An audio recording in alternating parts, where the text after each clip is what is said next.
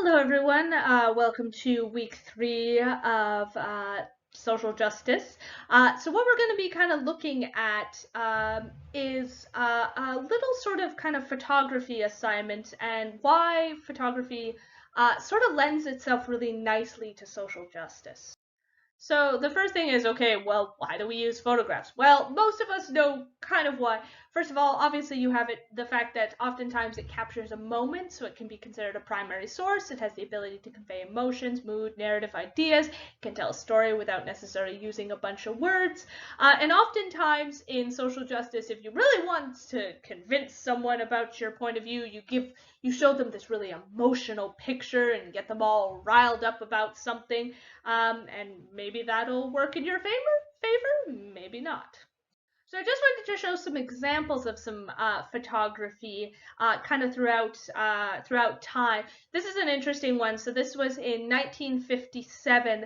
A group known as the Little Rock Nine kind of sort of became the first sort of black students to enroll in an all-white high school in Little Rock. And you can see obviously in this picture the people in the background, kind of what's happening, and the girl in the front and as she's walking through, and all the sort of faces. You can see even in the back, definitely some people who look military. And so you can kind of get the sense of what is happening at that time. This is obviously a very, very popular, infamous photo. So this was in 1989 when the Chinese Communist Party sent a column of tanks into Beijing's Tiananmen Square to clear out protesters. And on June 5th, there was a man in a white shirt who stepped in front of the line of tanks, causing them to stop, try and go around. This is a very interesting sort of picture in the fact that if you don't know the context of what's happening and the protests that were going on and how the Chinese government was okay using military force, you might just think, okay, so it's a guy standing in front of some tanks. But there's a lot more significance. But this picture captures a little snapshot at the time of this. So this is another interesting picture. This is a photo, a Canadian photo, and it came from the Oka crisis in 1990. And essentially what it was there was a land dispute between the Mohawk people and the town of Oka. They were essentially trying to build, I believe it was a golf course on traditional Mohawk territory. And it did not go over well. There was definitely some violent acts. It lasted 78 days. There were 2 fatalities. And this picture was very infamous, where you have this protester standing very, very close to this, what appears to be, I think it's a Canadian soldier, and kind of just sort of the sense of how tense this is. And you can kind of see in the photo, and the fact that it's only these 2 people in focus and what's going on.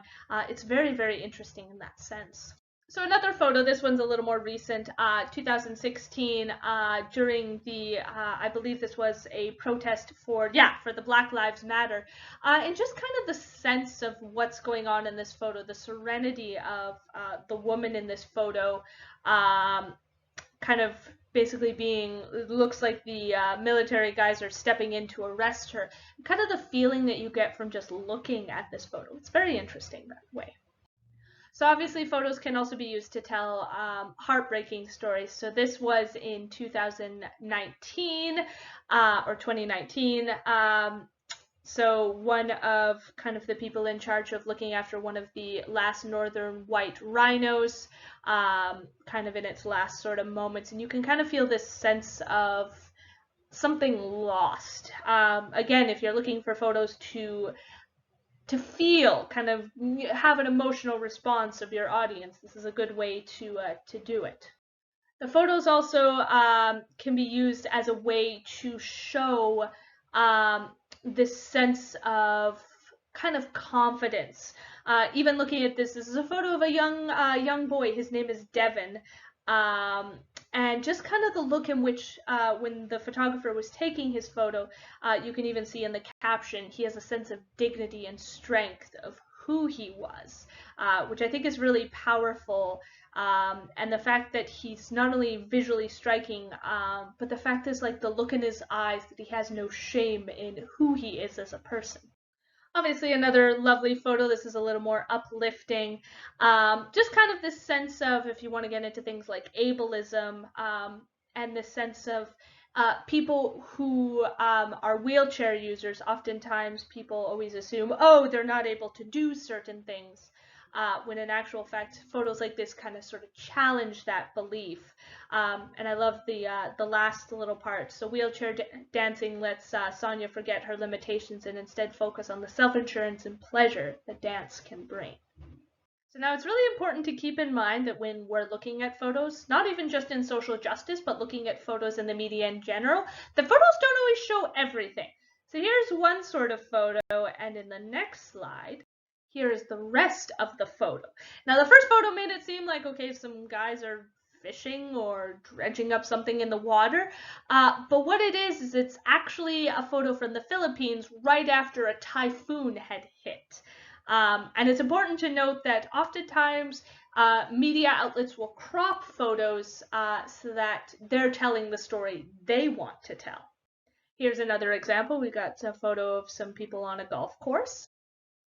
Uh, and you realize that's not all that's happening. This was a photo taken of golfers in Spain hitting a tee shot as African migrants are attempting to cross basically a fence into Spanish territory between Morocco and Spain's North African enclave.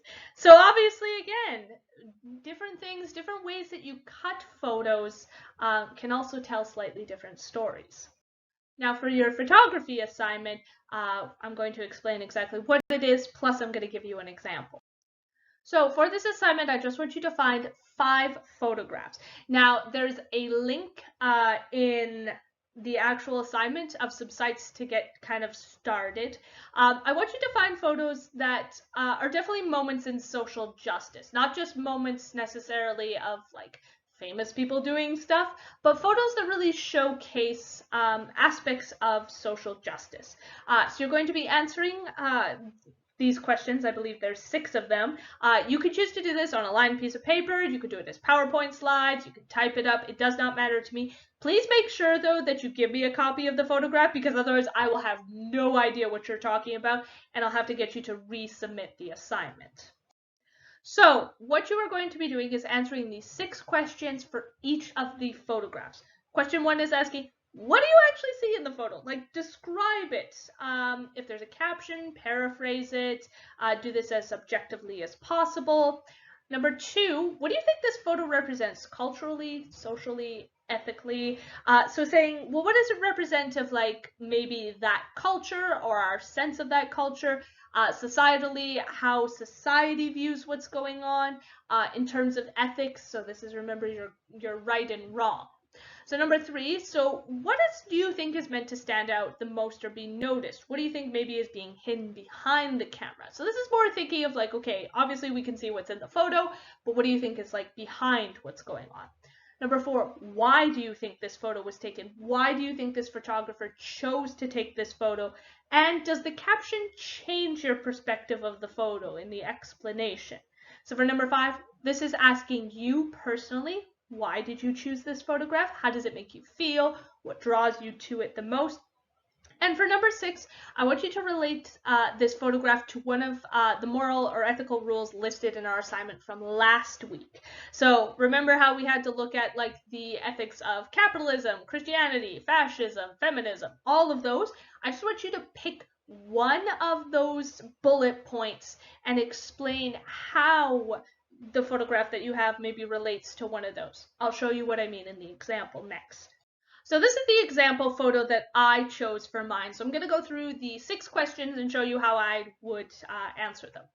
So this is explaining, okay, what is in the photo. So I'm doing mine in point form. You have to do yours in full sentences, but I'm doing mine in point form. So it's 2 elderly ladies. They're holding hands during what appears to be a wedding ceremony. They're both in wheelchairs. There's a female reverend. One is in a dress. One of the elderly ladies is in a dress. One is in a suit. There's a simple decorations in the background. So this is me kind of analyzing a little bit more. So the one and the fact of one's wearing a suit and one's wearing a dress, maybe traditions are still being held at a wedding of one person in a suit and one in a dress. There's simple decorations in the background. You can kind of see a little bit of flower on one of the pews, which maybe indicates a small wedding. And the fact that there's a female reverend for this maybe is a sign of a more progressive church. So the caption for this is it talks about in September that Reverend Linda Hunsasker. Oh, I'm totally butchering somebody's name. Presides over a wedding that's more than 7 decades after beginning their relationship. They finally are able to get married. So the caption explains where the wedding took place, and it also hints that maybe there was a long struggle, obviously, in the legalization of gay marriage. Okay, so question 2, what does it represent? So I'm going to choose socially.